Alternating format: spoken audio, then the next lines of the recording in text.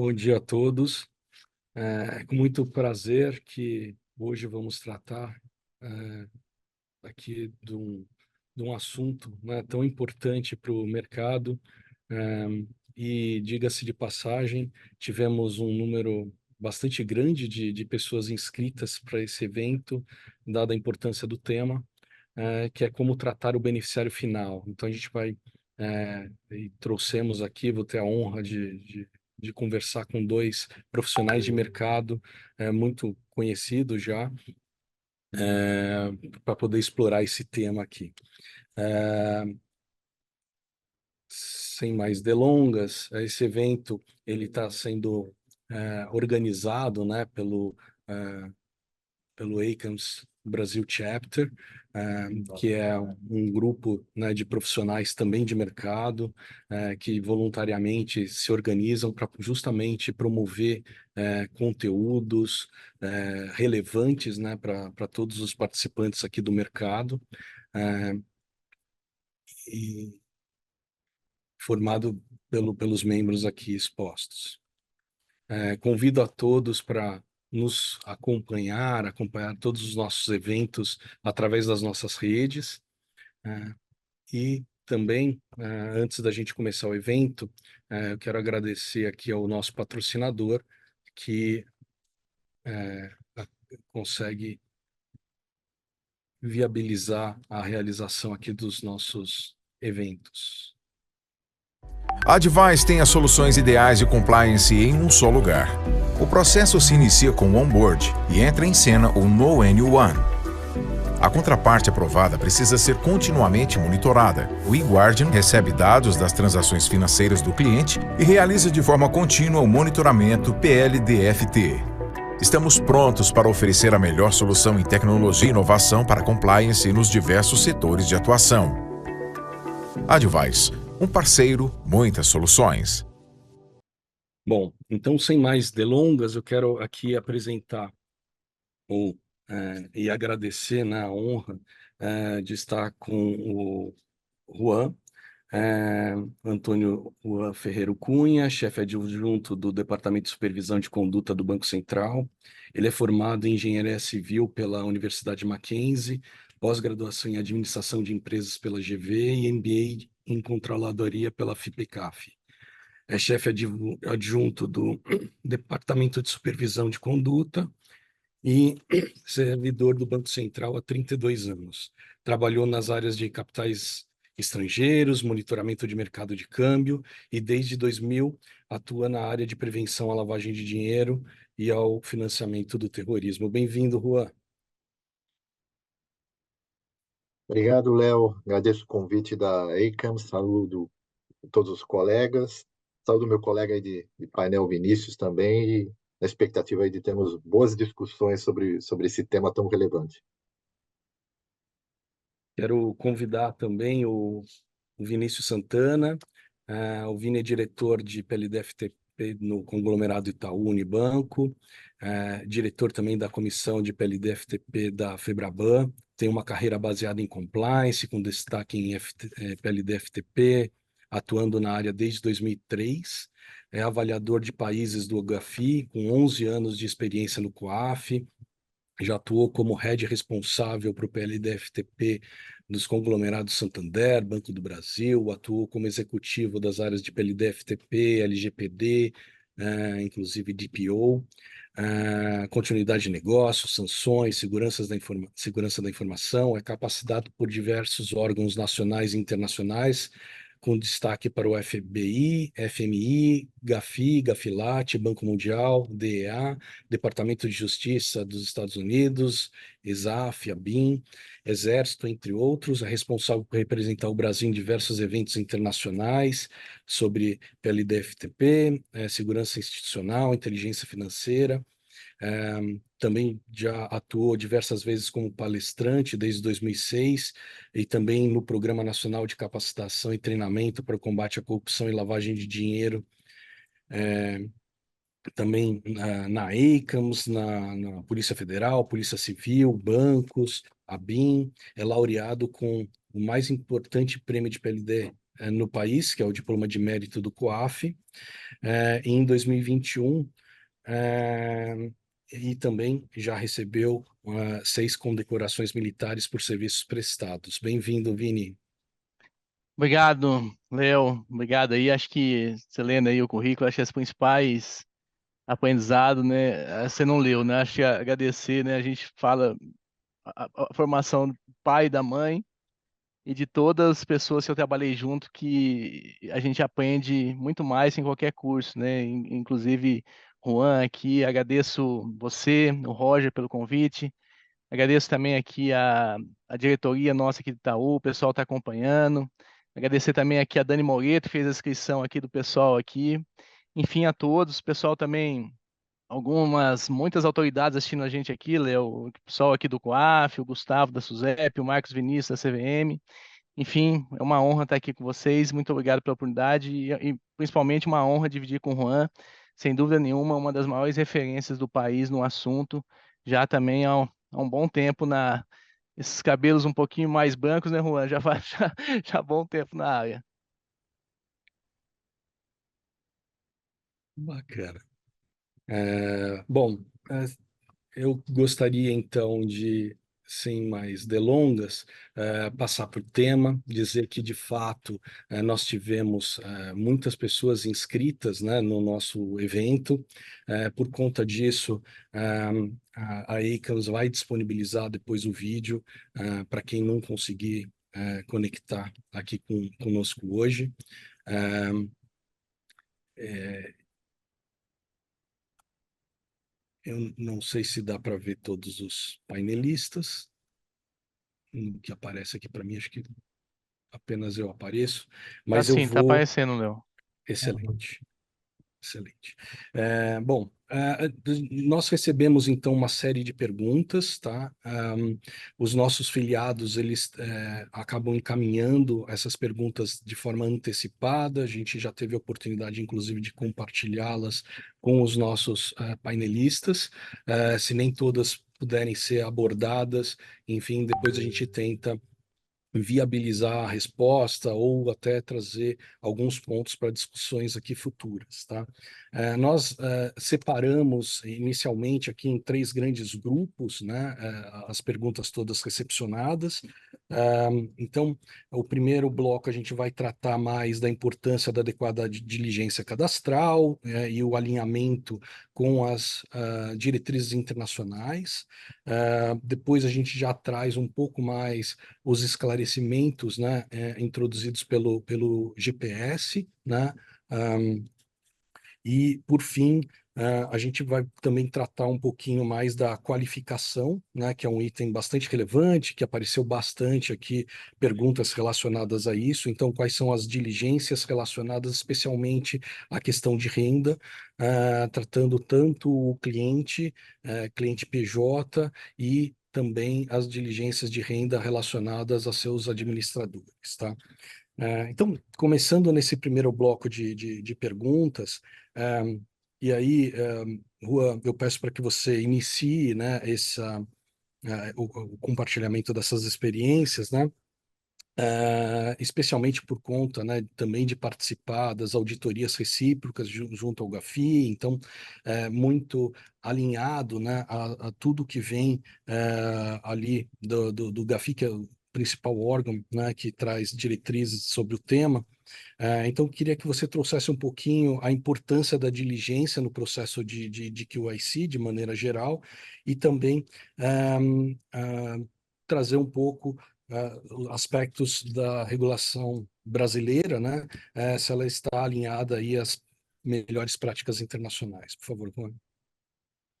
Bom, obrigado, Léo. Antes de mais nada, agradecer aí a menção ao Vinícius. Saiba que é recíproco, né? A gente também aprende muito, não só com os diversos profissionais do mercado.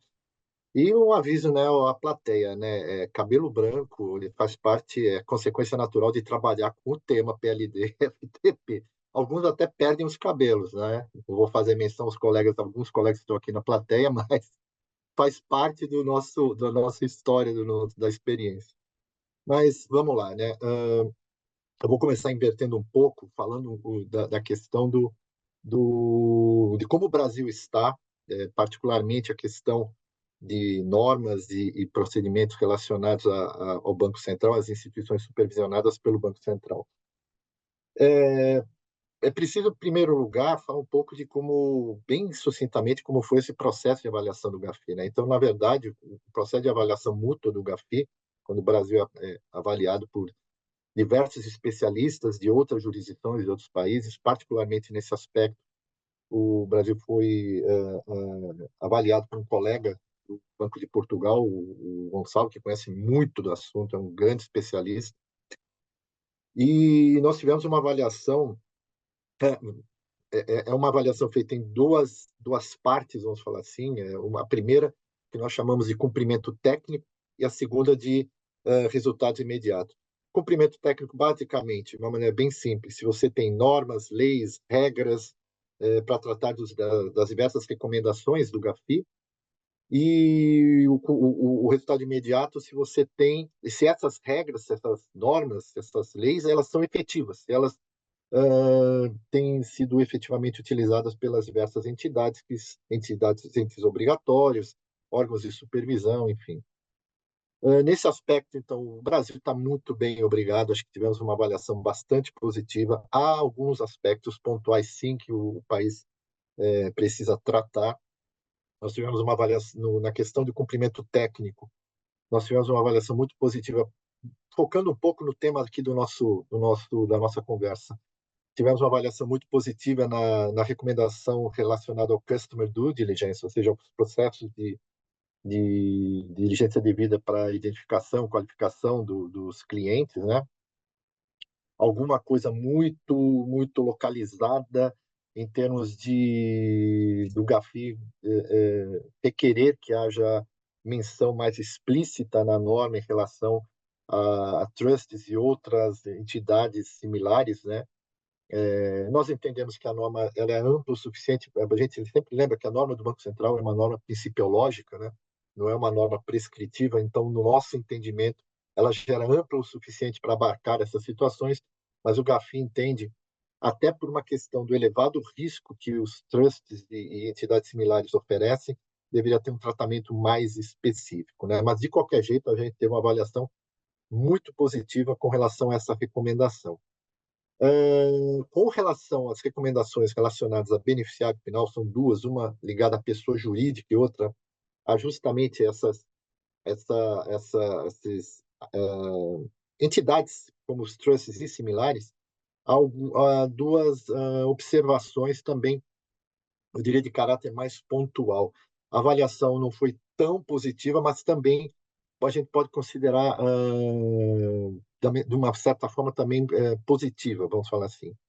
No caso das pessoas jurídicas, há um questionamento do GAFI com relação à base de dados que é mantida pela Receita Federal do Brasil em relação aos beneficiários finais. Há um questionamento, primeiro, com relação à qualidade do processo de atualização, da manutenção da atualização dos dados, mas eu acho que o principal problema para o GAFI é a limitação. Não são todas as pessoas jurídicas que têm essa obrigação de identificar, de identificar o beneficiário final para a Receita Federal. E, principalmente, isso é um velho problema, a questão do sigilo fiscal, que impede esse compartilhamento mais amplo das informações. Tá? E na questão dos trusts, é a própria necessidade, né, de uma abordagem mais específica, particularmente com relação aos trusts e entidades similares mantidos no exterior. Identificação dos beneficiários finais, enfim. Então, de uma forma geral, são aspectos pontuais e que deram uma avaliação bastante positiva. No caso do Customer Due Diligence, na recomendação 10, nós tivemos um largely compliant, que é uma nota muito boa, e nos demais, partially compliant, ou seja, parcialmente, cumprimos parcialmente, mas eu acho que são aspectos bastante pontuais de uma forma geral, embora não podemos negar a importância. Na avaliação da efetividade dessas medidas, e aí entra muito a questão da atuação da supervisão do Banco Central, então também tivemos uma avaliação muito positiva. Temos, sim, alguns aspectos a trabalhar. Foi citado no relatório, e esse é um relatório que todos têm acesso, está disponível no site do GAFI. A questão do caráter dissuasório, ou dissuasivo das punições, das sanções aplicadas pelo Banco Central, mas isso é um problema restrito ao Banco Central quando falamos em nível de Brasil, e nem está restrito ao Brasil quando nós falamos em nível global. Inúmeras jurisdições têm apresentado esse mesmo tipo, vamos dizer assim, fazendo um paralelo com os processos de inspeção, esse mesmo tipo de apontamento. Tá? Também temos algum problema muito específico com relação a orientações ao mercado. Tá? Então, há uma recomendação do GAFI no relatório para que tenhamos uma participação mais ativa no fornecimento de orientações e guidance ao sistema financeiro. O Banco Central vem trabalhando muito nisso, e o GPS é uma dessas iniciativas que nós adotamos para tentar tratar esse tema, essa recomendação dos avaliadores do GAFI. Mas grande desafio, realmente, grande observação que nós podemos tirar do relatório é a necessidade de regulação e supervisão do segmento de ativos virtuais, que esse está em andamento. Já tivemos uma primeira consulta pública, vamos ter agora, no segundo semestre, uma segunda consulta já sobre a norma, e aí a nossa expectativa é iniciar o processo de inspeção já no ano que vem, desse segmento. Com relação aos resultados imediatos relacionados à questão do beneficiário final, está muito ligado a esses dois aspectos que eu já citei do cumprimento técnico, ou seja, a dificuldade de acesso à base de dados da Receita Federal por conta do sigilo fiscal e a própria qualidade dessa base de dados por conta de problemas na manutenção de dados atualizados e na restrição da quantidade, do número de pessoas jurídicas que estão sujeitas a essa obrigação. Tá? E a própria questão do trust, que eu também já citei com relação à recomendação, se não me engano, recomendação 25. Então, basicamente, esse é o cenário. Customer Due Diligence é fundamental, é o processo... não dá para você fazer um trabalho de prevenção a lavar dinheiro, financiamento, combate ao financiamento do terrorismo e proliferação de armas de destruição em massa, PLDFTP, se você não tem um conhecimento adequado do seu cliente, né? Então, o processo começa, na verdade, lá atrás, na avaliação interna de risco, ou seja, ali eu vou verificar os riscos a que a minha instituição financeira está exposta, os riscos que o perfil de cliente com o qual eu trabalho expõe à instituição financeira e os tipos de produtos e serviços, o risco de produtos e serviços que são oferecidos para a instituição financeira. Então, eu tenho que fazer uma avaliação interna de risco. Feita uma avaliação interna de risco robusta, bem feita, todo o processo corre de uma maneira muito mais tranquila. É a partir desses dados que eu vou fazer uma classificação de clientes, ou seja, eu vou ter, por exemplo, clientes de baixo, médio, alto risco. Para cada perfil de cliente, eu vou ter quais são os dados de qualificação que eu vou exigir ou vou deixar de exigir, tá? E, a partir daí, o processo de monitoramento, seleção, análise e comunicação das operações suspeitas. Ou seja, tudo acaba sendo construído de uma maneira muito mais eficiente e eficaz. E é importante essa classificação porque, para eu não gastar recursos que são escassos com clientes, com produtos, com serviços que são de baixo risco, deixando de concentrar os meus esforços, os meus recursos escassos nas situações, ou seja, clientes, produtos e serviços de alto risco. Lembrando sempre, nosso paradigma, não existe situação, não existe produto, não existe serviço, não existe cliente de risco zero.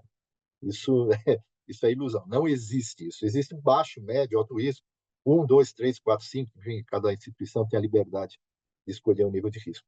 Então, daí a importância. O Customer Due Diligence se encaixa nesse processo, na medida em que, a partir do perfil de risco do cliente, eu consigo estruturar todo um sistema de procedimentos e controles de PLD que seja eficiente, que não me faça despender recursos escassos em situações de baixo risco e concentre nas situações de médio e alto risco.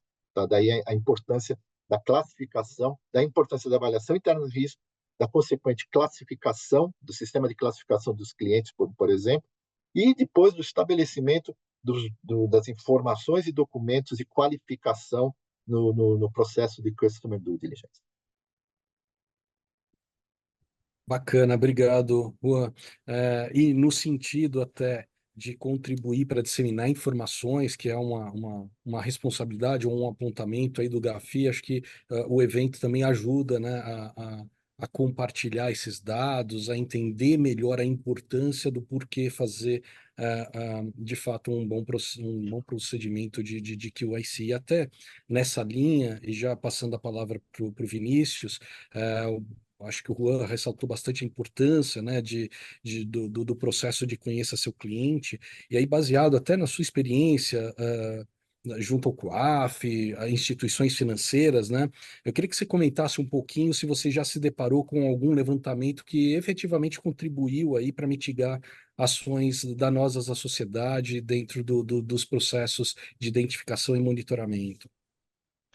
Bom, Léo, aqui o Juan falou com muita propriedade, né? E nesse conceito ainda da avaliação do GAFI, a gente teve agora recentemente o GPS, né? Uma coisa importante para começar a beneficiário final, sempre a gente fala o conceito, né?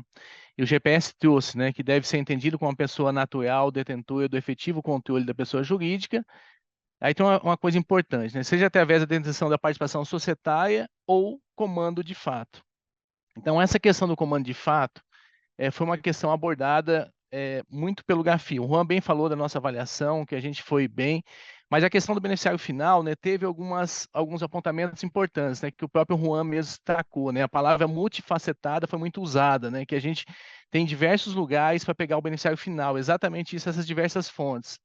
E uma coisa que chamou a atenção bastante na avaliação do GAFI, primeiro que ele nas ações prioritárias, né? Quando você vê ali nas ações prioritárias, que é o principal item de uma avaliação, eu fiz avaliação também de alguns países quando estava pelo COAF, e quando coloca a palavra especialmente, é algo para a gente chamar atenção, né? E nas ações prioritárias, no item A, o GAFI coloca, né? Especialmente para tratar as principais vulnerabilidades, acesso às informações precisas sobre o beneficiário final. E aí, no item B, fala que o Brasil deve reformar a estrutura operacional para garantir a transparência das pessoas jurídicas criadas no Brasil, para garantir acesso oportuno às informações sobre o beneficiário final. Aí, muito importante essa frase aqui está na avaliação: por autoridades competentes. O GAFI não chamou a atenção das instituições financeiras nesse ponto. E o fato, a questão das autoridades competentes, que passa a ser realmente um problema, porque as autoridades competentes nem acesso aos birôs têm. Então, eles têm basicamente acesso ao CNPJ, à base do CNPJ, a rede sim, né, e a questão do CCS. Mas tudo isso também precisa da ordem judicial em muitos casos. O próprio COAF mesmo, quando tem acesso à base da Receita, ele não tem acesso a toda a base. Quando tem uma comunicação no CNPJ, ele consulta especificamente aquele item lá e tem os sócios. Então, isso foi um item que foi muito abordado, né, de como a gente, como autoridade. E no âmbito das instituições financeiras, na própria nota 638, o próprio GAFI, ele reconhece o esforço das instituições financeiras, né, que é um item interessante, porque na nota 638, quem tiver depois ler, está escrito assim: em termos gerais, as entidades obrigadas estão cientes de ter uma sólida compreensão de suas obrigações de beneficiários finais.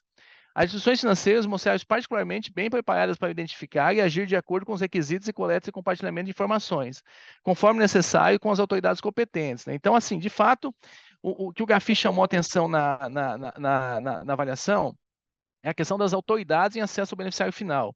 Inclusive, no artigo 17b da Lei 9.613, aqueles acessos que têm que ter sem ordem judicial, não inclui o beneficiário final, que é algo que a gente tem que evoluir.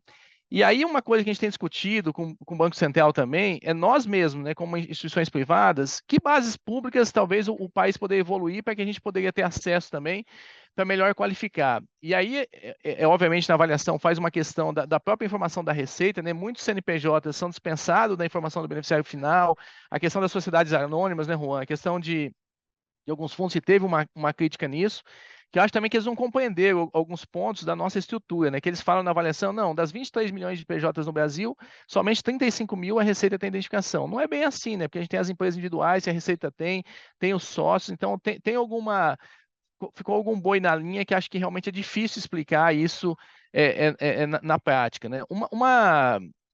Outro ponto, que aí acho que o Juan também, né, pode ajudar a gente, é que é o seguinte, né? Esse conceito de beneficiário final, né? O beneficiário final, o que é na prática, gente, para prevenção à lavagem de dinheiro? Por que se preocupa tanto com o beneficiário final? É que no fato, assim, quem é a pessoa que vai ser presa no caso de lavagem de dinheiro? Quem que é o beneficiário daquilo ali? No caso de sanções, qual a pessoa que você vai verificar que pode ter um risco de sanções? E aí, o GAFI também fala que além da a gente, nós como trabalhamos no sistema financeiro, nós temos um desafio que além de identificar o beneficiário final, eu volto como eu comecei aqui a fala. O de fato, muitas vezes o dono de fato, o beneficiário final, nem está no quadro societário. É uma empresa de fachada. São laranjas no quadro societário, né? Que é um trabalho muito grande nosso, né? Que acho que é uma praga hoje do sistema brasileiro de prevenção à lavagem de dinheiro, são as empresas de fachada, né? Infelizmente, a gente ainda tem muito, né? E a gente tem que trabalhar aqui, além de identificar o beneficiário final, que às vezes você identifica, aí você identifica, pô, esse cara aqui é um laranja, ele é um beneficiário de um programa social, ele trabalha na empresa que ele diz ser dono, e aí você começa a dificuldade para ter o beneficiário final de fato, né? Que é algo que a gente começa tem que identificar, monitorar, que é um desafio que o Banco Central nos cobra, isso também, né? De fato, que isso aí é difícil às vezes aparecer na avaliação do GAFI, esse trabalho, né? Por isso que a gente faz muitas comunicações, né? Você identifica uma empresa de fachada, você encerra a conta. No Brasil, a gente não compartilha, igual fraude, informações de PLD.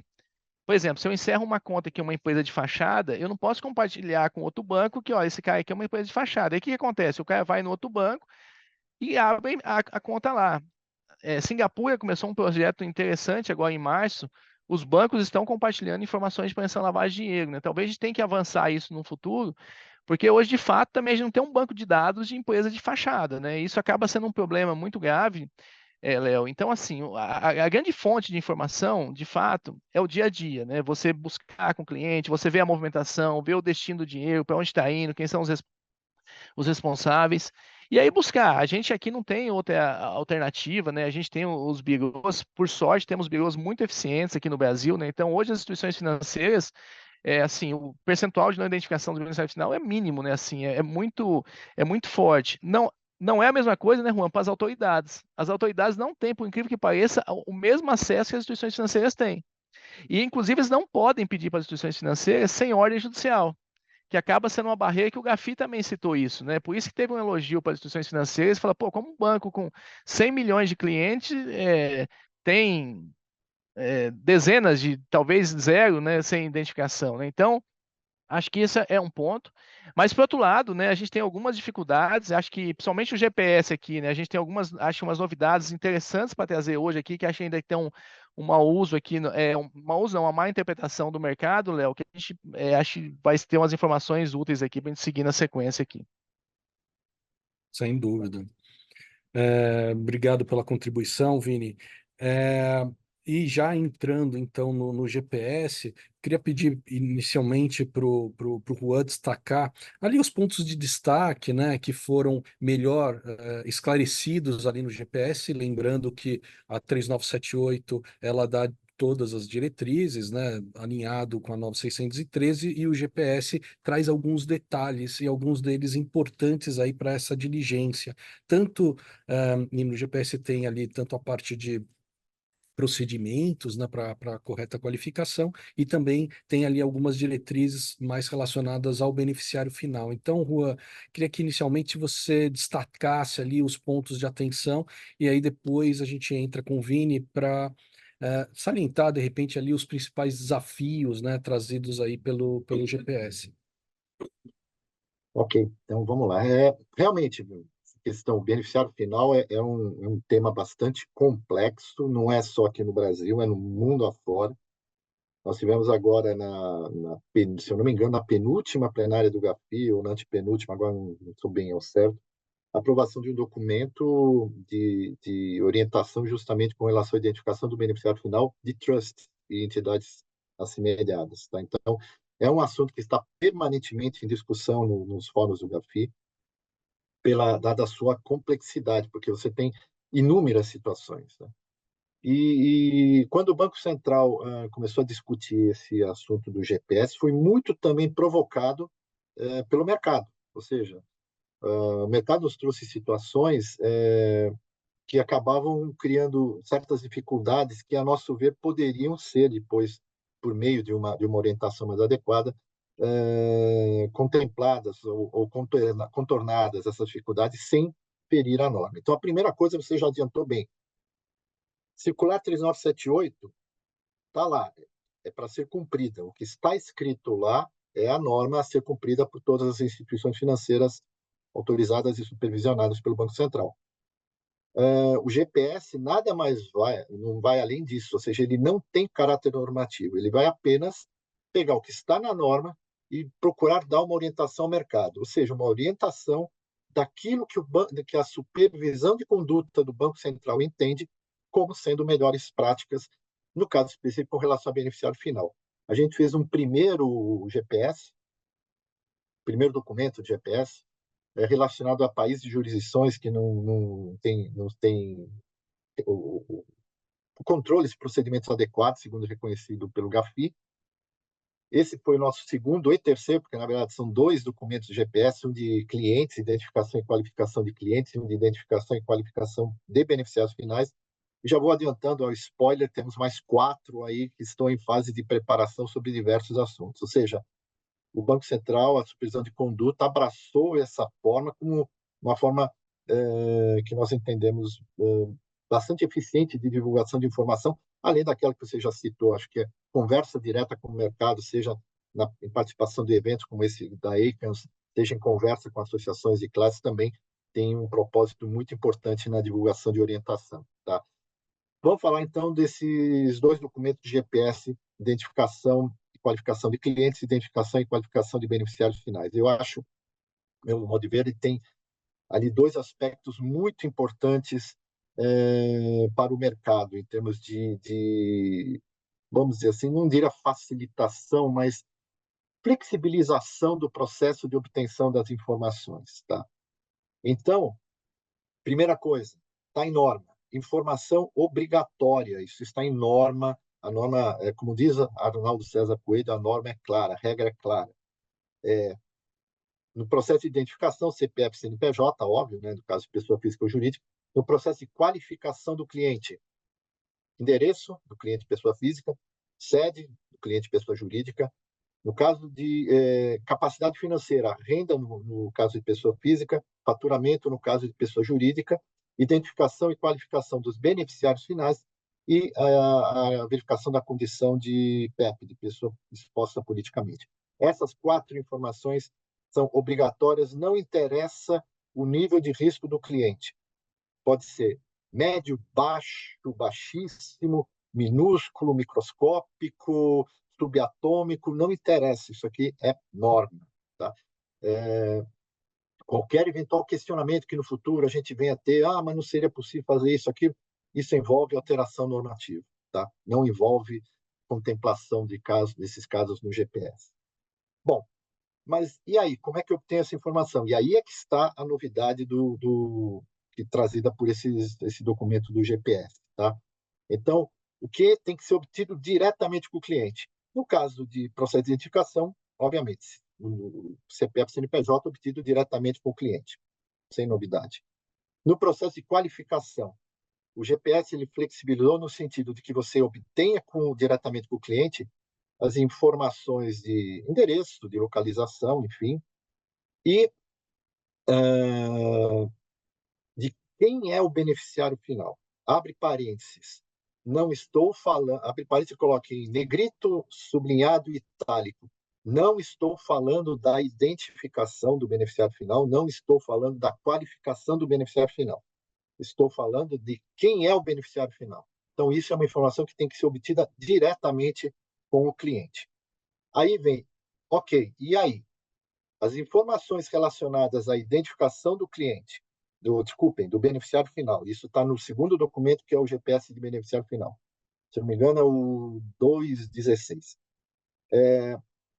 CPF do beneficiário final, renda do beneficiário final, isso sempre tem sido uma tremenda dor de cabeça para as instituições financeiras, podem ser obtidas diretamente com o cliente, tanto melhor, se for possível, é o melhor dos mundos, ou de fontes alternativas. Birôs, por exemplo. Então, essa talvez tenha sido a flexibilização mais importante trazida pelo GPS. Também houve uma flexibilização relacionada à obtenção da informação de PEP. Havia até mesmo internamente, mas dentro do Banco Central, uma discussão muito forte se deveríamos ou não exigir que o próprio cliente informasse se era PEP ou não. E chegamos no momento que começamos, nos nossos próprios trabalhos de inspeção, a determinar às instituições financeiras, não, você tem que obter do seu cliente essa informação, se ele é ou não é PEP. Porque, em suma, ele tem que saber isso. Mas nós verificamos que, na prática, até por conta do feedback trazido por muitas instituições financeiras, não foi uma ou duas, mas várias instituições financeiras, que esse era um procedimento que estava trazendo mais dor de cabeça do que propriamente ajudando no processo de PLD. Por quê? Porque é um conceito que não é tão conhecido por parte da grande maioria da população brasileira, pela maioria da população, o que é PEP. Então, os relatos que a gente receberam é o seguinte: tínhamos muito cliente que marcava lá, tinha uma opção, você é ou não é PEP? Pá, ele dava um tiquezinho. Ele não era PEP e não sai, na dúvida, saía ticando.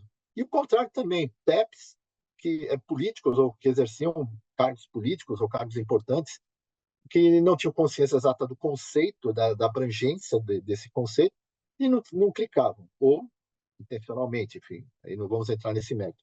Mas o fato é que, para as áreas de PLD das instituições financeiras, essa informação estava sendo inócua, pior, estava gerando sobretrabalho, diminuindo a eficiência e a eficácia do trabalho dessas áreas. Então, nós optamos também no GPS por flexibilizar a obtenção dessa informação também junto a bases de dados públicas ou privadas existentes. Tá? Então, a condição de PEP é outro dado, outra informação que pode ser obtido de fontes externas. Tá? Então, uma análise bem rápida, eu diria para você que essas foram as duas grandes alterações que o GPS trouxe.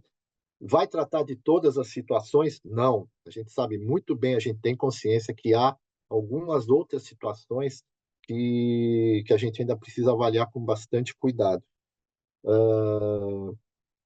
E só complementando aí, pegando uma carona aí na fala do Vinícius, que eu achei muito pertinente, informação é fundamental. Todos nós sabemos que informação é fundamental no processo de PLD-FTP. Então, se você tem acesso a uma base de dados confiável, tanto melhor. E se essa base de dados ainda tem procedimentos de atualização bem estabelecidos, ou seja, faz parte até do próprio conceito de confiabilidade da base, tanto melhor.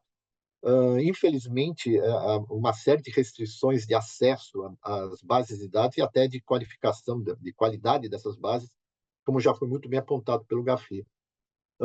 A ideia de compartilhamento de informações, de quem são dos casos de indícios, né? A gente sempre fala de indícios ou atipicidades, clientes com atipicidades relacionadas a PLD-FTP, é uma ideia interessante, mas que envolve uma primeira modificação, que é a modificação da lei. A lei não nos dá amparo para isso hoje. Não é por outro motivo, inclusive, que a gente tem um sério problema também na questão da Resolução Conjunta número 6, que criou a base de dados de compartilhamento de casos de fraudes. E a gente sabe que há uma sobreposição muito grande de casos de fraude com casos de lavagem de dinheiro, principalmente quando a gente usa as chamadas contas de passagem. Então, isso é um problema que nós temos enfrentado e que temos debatido também com a nossa Procuradoria. Mas, só para já dar um pontapé inicial nessa discussão, essas eram as considerações. E, como eu disse, esses são talvez os principais aspectos que o GPS trouxe, que podem trazer algum tipo de novidade aí para as áreas de PLD-FTP das instituições financeiras. Excelente.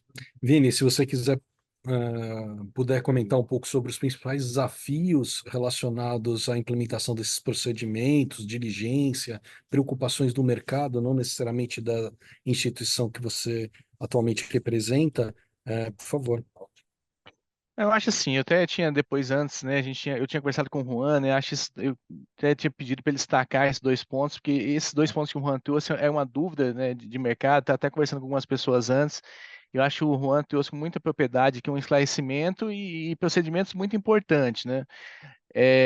Acho que o Juan falou com propriedade, né, a identificação, né, do cliente, né, que o cadastro, o CPF, o CNPJ, você coleta com o cliente, né, Juan, mas você também tem que validar, né, por exemplo, um CPF, né, primeiro, se o número do CPF é válido, né, se o CPF, por exemplo, não está cancelado, né, e depois, né, o grande desafio, né, que as instituições têm, né, é assim, o CPF colocado é do Vinícius, né, como que você valida que é o Vinícius? Aí tem procedimentos dos mais diversos, né, investe milhões, até combina muito com fraude, né, de biometria, né, de você identificar que a face da pessoa refere àquele CPF, né, que os bancos e instituições têm investido milhões, né, para provar, né, e tem dado muito sucesso, né, o Banco Central fez uma inspeção e somente os grandes bancos têm procedimentos robustos de identificação, né, para provar que o Vinícius é o Vinícius, que o Leonardo é o Leonardo. E aí a identificação, né, essa validação, que se pode dar por diversas fontes, eu acho que o GPS traz nesse ponto que o Juan trouxe aqui, né, que a gente tinha discutido, a questão do PEP. Você, então, para a pessoa física, você não precisa mais perguntar se ele é PEP, né? Você pode validar essa condição de PEP dele num birô. Então, até a declaração que a pessoa faz, ó, é PEP, né? A gente fez uma discussão muito grande quando surgiu o primeiro GPS, que as instituições nos canais eletrônicos tinham que pôr lá a declaração de PEP. E realmente é gigantesco fazer isso e não é uma informação precisa. Então, o Banco Central foi muito preciso aqui em falar, não, PEP hoje você pode validar por Bilu. E aqui é para qualquer situação, né? PEP, e não só o PEP, o estreito familiar, o estreito colaborador, também você pode validar por Bilu. Então, acho que isso é uma consideração para o Juan, que eu estou repetindo aqui, vai ficar bem claro que realmente acho que é uma grande novidade aqui, que acho que ainda permeava uma dúvida muito forte no mercado, Juan. Eu agradeço bastante o esclarecimento, você trazer com muita precisão isso, que é um fato importante.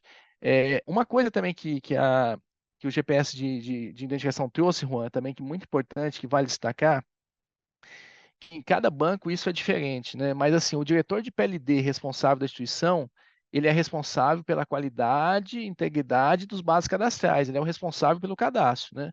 Pode ser que um banco fale, olha, tá com isso está com assunto A, B, mas no final quem responde é o diretor de PLD que responde para o PLD. Então, pode ter qualquer arranjo dentro da instituição, o cadastro está no lugar A ou B, mas quem vai responder perante o Banco Central é o diretor de PLD cadastrado no Banco Central, né? Então, acho que esse arranjo, as instituições têm que ter muito claro isso também, né? Acho que cada um sabe, o GPS trouxe, né? Acho que é uma dúvida também, o GPS trouxe de uma forma bem tácita.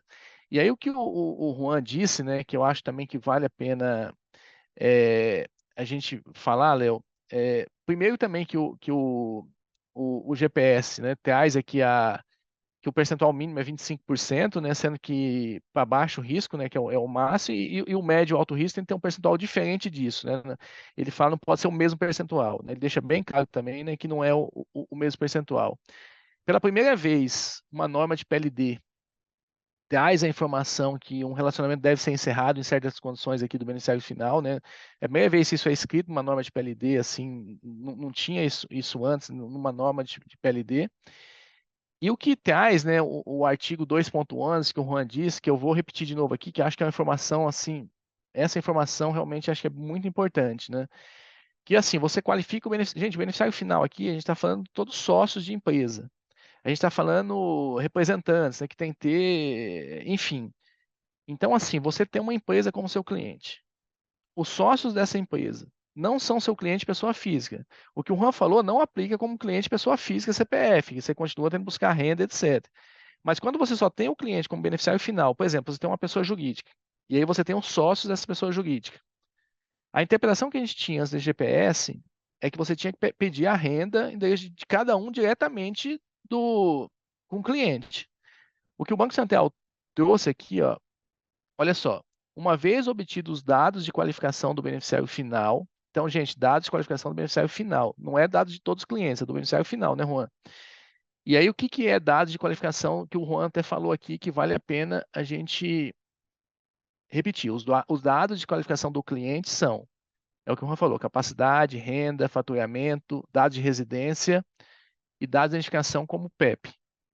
Então, assim, para o beneficiário final, não para os clientes, para o beneficiário final, você pode ser obtido direto com o cliente ou por fontes distintas. Então, hoje, o que está escrito aqui é que para esses sócios numa pessoa jurídica, que não é seu cliente com pessoa física, que é só sócio numa PJ, né, Juan? Você pode obter essa informação, inclusive, por Bigo. E aí a informação aqui, né, que fala no Bigo também não é por faixa de valores, né? Assim, o que fala aqui, né, Juan, é o valor da renda, né? Que você pode. Na verdade, não é. A gente está falando por Bigo aqui, mas não é Bigo, é fontes distintas. Você tem uma fonte confiável também de obter essa renda, pode ser buscado. É, e aí sim fala. Então, acho que isso traz luz a uma dúvida de mercado muito forte. Acho que o Juan muito bem explicou, né?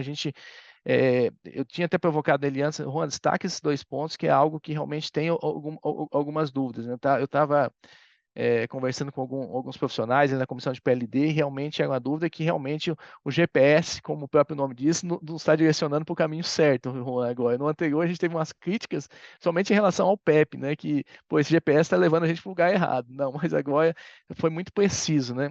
E o que o Juan disse, né, gente, uma coisa importante de normas do Banco Central, a gente fala na circular 3978, a carta circular 4001. A circular 3978, a gente, quando é criado, quem cria é o DENOR, né, Juan? É o Departamento de Normas do Banco Central.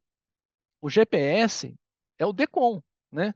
Que é a interpretação do DECOM da norma do DENOR. E não, nem sei se necessariamente é uma combinação entre DECOM e DENOR interna lá, Juan, não sei. Mas, de fato, é uma interpretação de quem está na rua, né? Por exemplo, aqui o nosso supervisor, né? Assim, o Gerson, né? Romantini tem feito também um trabalho excelente. Então, assim, imagino que ele levou essa interpretação dos bancos, o Juan, né, também no setor dele, né, o Vavá, olha, essa é a interpretação que a gente está dando para vocês, para os bancos. Então, sigam isso aqui. E o que tem sido muito bacana, né, assim, no Banco Central, né, ele tem ouvido o mercado, né, acho que a Juliana, né, o Vavá. Então, isso aqui foi um pleito que a gente levantou na Febraban e passou, e acho que o Juan trazendo esses dois pontos aqui, e a questão do diretor também, eu acho que traz luz a grandes dúvidas sobre o tema, Léo.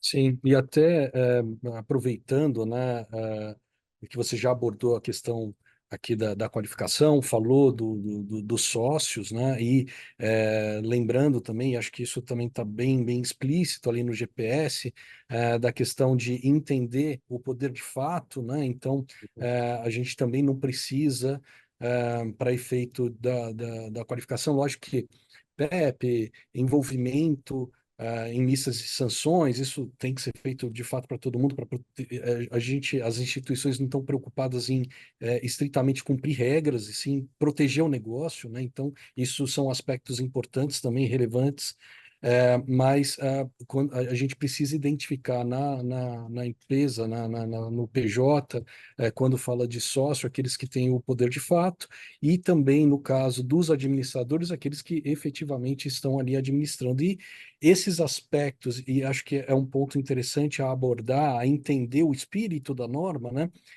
E acho que até o Vini acho que comentou isso um pouquinho no começo, de entender o porquê da importância da renda em relação aos administradores, né? Ou seja, a gente não está falando aqui do cliente, pessoa jurídica, mas dos administradores. O Vini comentou um pouquinho a respeito de afastar os laranjas, né? Então, Vini, se você pudesse retomar isso e também depois ver se é exatamente esse o ponto de preocupação ou até de mitigação, porque existem outros controles que também podem ser feitos na eventualidade de não conseguir identificar ali a renda efetivamente de uma pessoa, de um administrador ali da instituição. Existem, inclusive, instituições que são transnacionais, então, com administradores locais, administradores estrangeiros, então tem um pouco de complexidade nisso. Eu queria, então, Vinícius, que você trouxesse um pouco esse aspecto e depois o Juan arrematasse se está endereçado ou qual a melhor diligência esperada do regulador nesse aspecto. Não, vou levantar a bola aqui pro Juan cortar, né? Eu sempre brinco, né, que para essa lavagem de dinheiro a gente trabalha com o princípio Wesley Safadão, né? 99% santo e 1% vagabundo, né? E a gente não pode prejudicar os 99% santo por causa de 1% vagabundo, né? E o Banco Central também tem isso, né? Uma coisa importante, na própria 3978, né, o artigo 26, né, diz que no caso de relação de negócio com cliente residente no exterior, que também seja cliente da instituição do mesmo grupo, e na qual o Banco Central mantém convênio, que são países não afetados pelo GAFI, etc., admite-se a informação relativa ao beneficiário final seja obtida da instituição do exterior, né? Deixa assegurado ao Banco Central acesso às informações, né? Você tem que pôr no contrato essa declaração. Então, eu acho que a questão dessa identificação do beneficiário de fato vai muito com o profissional de prevenção à lavagem de dinheiro também, né? Do filho, né, Juan? De identificar, né? De ver, às vezes, a identificação do laranja, de ver. Tem um, tem um guia do Ministério Público do Paraná que eu ajudei a fazer na época também. O COAF tem ali os casos e casos, mas tem um guia do Paraná que fala só de empresa de fachada. Depois, quem coloca no Google empresa de fachada, Ministério Público do Paraná, ali dá características que ajudam a identificar, porque muitas vezes você acha que você tem um beneficiário final, é uma empresa que fatura milhões, os quatro só são beneficiários do Bolsa Família. Você não está identificando nenhum, na verdade, né? O beneficiário final é um ponto. Isso é um desafio muito grande, talvez um dos maiores desafios hoje que nós temos em prevenção à lavagem de dinheiro. E aí, Juan, também passando para você aqui, o nosso tempo está acabando, eu queria também que você esclarecesse um ponto que eu acho importante. Por exemplo, no item 2.6 do GPS de beneficiário final, fala que a identificação do beneficiário final pode ser realizada a partir de informações e documentos apresentados pelos clientes, ok. Bases públicas, ok. E privadas, birôs, por exemplo, né? E outras fontes acessíveis. Esse outras fontes acessíveis, por exemplo, a Acans aqui é meu cliente. Eu não tenho aqui o beneficiário final da Acans. Eu olho no Google e coloco e vejo que o Léo é o dono da Acans. Isso seria uma outra fonte acessível para grandes empresas que você, por exemplo, sei lá, o SBT, Silvio Santos, por exemplo. O que a gente entende aqui por essas outras fontes acessíveis, né? Porque aí identifica muito também essa questão do laranja, né? De você ver da pessoa. Acho que é um ponto. Então, assim, Juan, passando já para você a bola, para você fechar, acho que esse ponto também é um ponto interessante para esclarecer. Bom, então vamos lá. Deixa eu só pegar duas questões que você fez, Vinícius, na fala anterior, que eu acho importante esclarecer. Sim, o GPS é elaborado pelo DECOM, pelos Departamentos de Supervisão de Conduta, sim, ouvindo muito o mercado, claro, ouvindo as nossas equipes de inspeção, as nossas equipes de inspeção também nos dão feedback, ou alimentam no processo de elaboração do GPS de maneira muito significativa, mas a gente não põe ele na página do Banco Central sem ouvir antes a Procuradoria do Banco Central e a área de normas. A gente toma esse cuidado para não gerar uma dor de cabeça futura. Então, o que vocês estão vendo lá já passou pelo crivo da Procuradoria do Banco Central e pela área de normas do Banco Central também, embora seja de lavra, vamos falar assim, da supervisão de conduta. Segundo, a definição de beneficiário final, acho que já foi citado por você, citado pelo Léo, eu acho importante lembrar. O beneficiário final é o cara que efetivamente controla a pessoa jurídica. Ponto. A questão da participação societária é uma forma de tentar obter essa informação, que muitas vezes é difícil. Muitas vezes, o cara que está lá no quadro societário não é o cara que controla. Tá?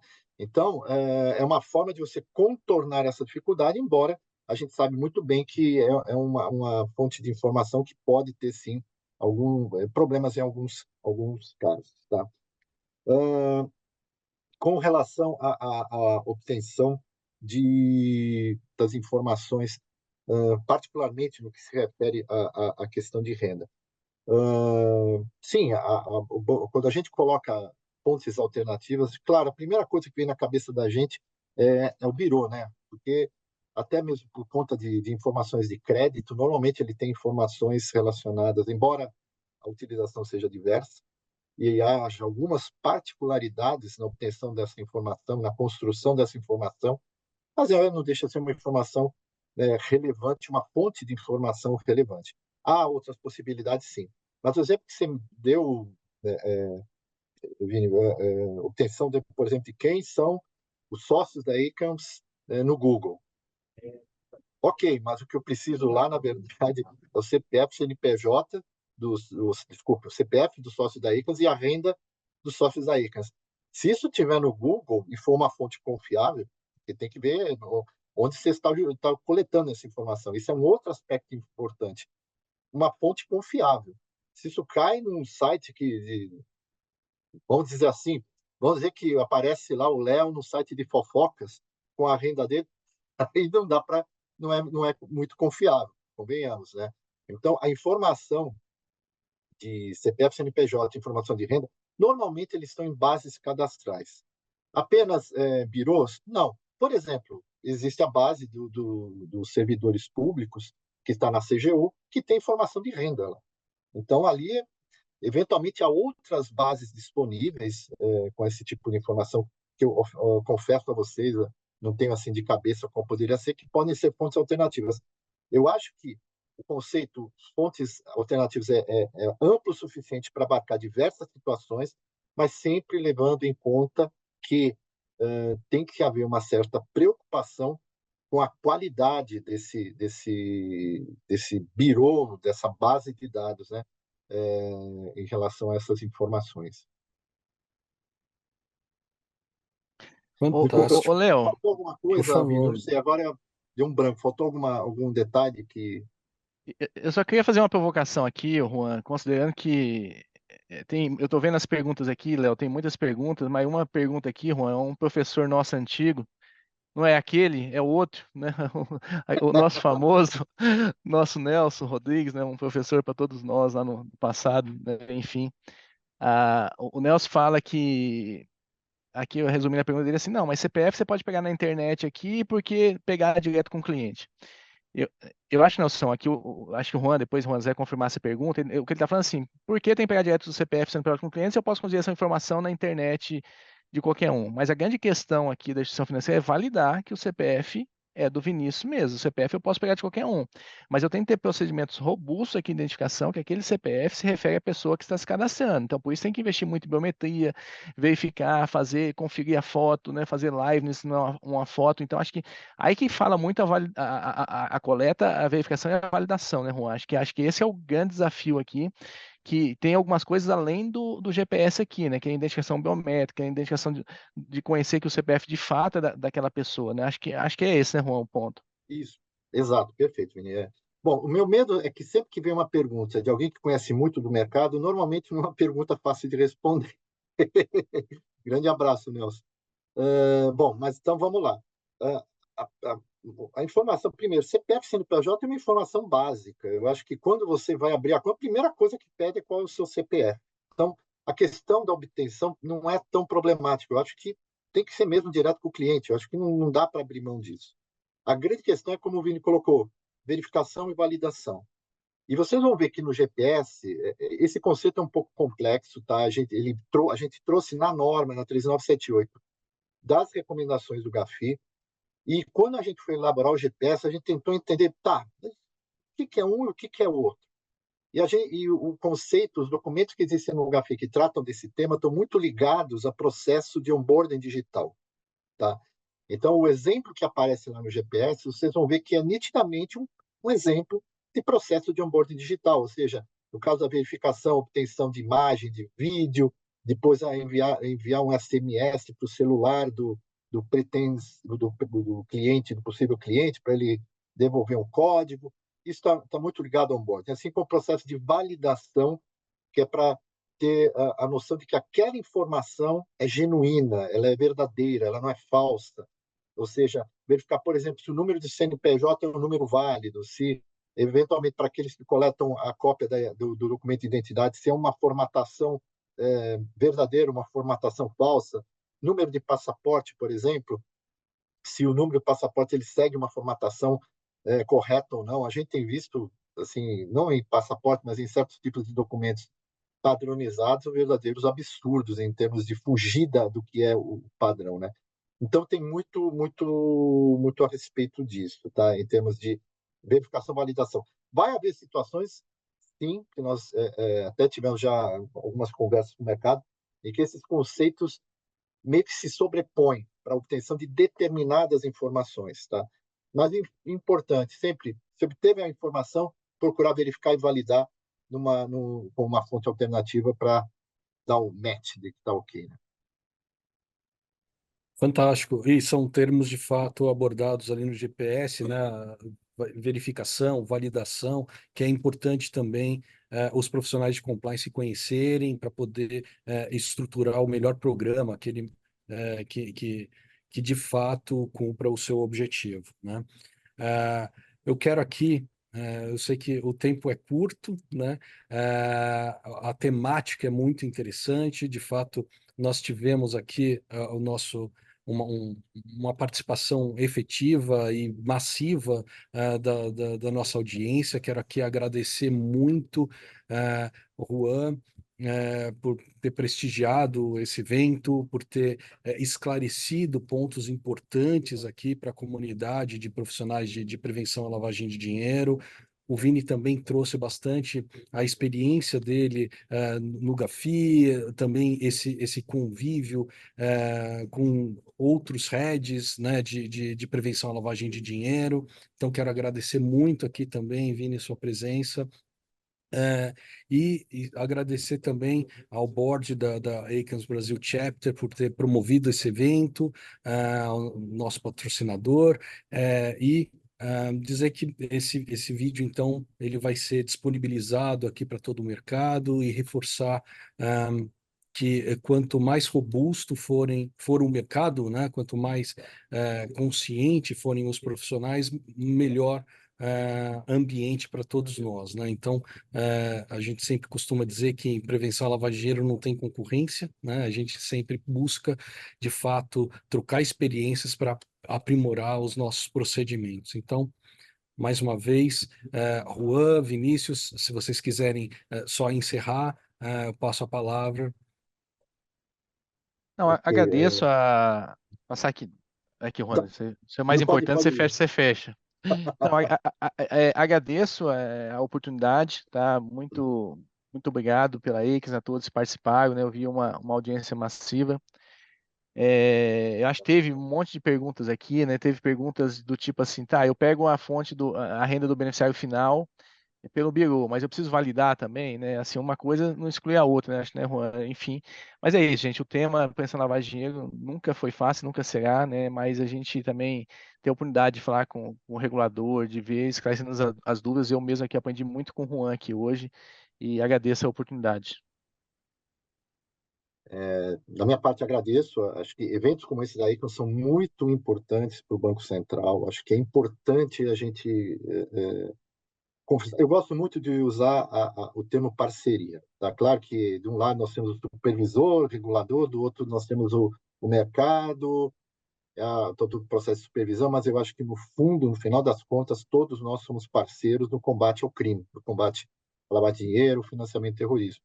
Então é muito importante a gente ouvir o mercado, sabe? Porque não adianta nada você ter uma norma que não é aplicável, ela se torna uma letra morta. Então a gente, ok, está aqui na norma, mas está vendo isso de problema. Então como é que a gente pode tratar? Como é que a gente pode solucionar? Enfim, porque no final das contas o que interessa é, como eu já disse, a gente impedir é uma palavra muito forte, mitigar o risco de utilização do sistema financeiro para fins de lavagem de dinheiro, financiamento de terrorismo, financiamento da distribuição de armas de destruição em massa. E da mesma forma, acho que a gente aqui no Banco Central também aprende muito com o mercado. O GPS é uma consequência dessa conversa frequente que o Banco Central tem com o mercado, daquilo que a gente vê nos trabalhos de inspeção. Tá? Muitas vezes nossos inspetores constatam situações em determinadas instituições e isso vem para o gabinete do DECOM e aí a gente leva também para a área de normas e procuradoria para discutirmos, espera aí, está acontecendo esse tipo de situação, como é que a gente lida com esse tipo de situação, tá? Então, nisso, o Banco Central está sempre aberto a conversar com o mercado, como é que é, usando aquele termo que virou palavra comum, né? Ouvir as dores do mercado, né? E aí vocês também ouvem as dores da supervisão, que fica uma conversa aí bem fluida. Agradeço mais uma vez a ICANS pela oportunidade. Bom, então encerramos aqui o nosso evento de hoje. Agradeço a participação de todos. Um bom dia. Valeu, gente. Até mais. Valeu, obrigado, bom dia.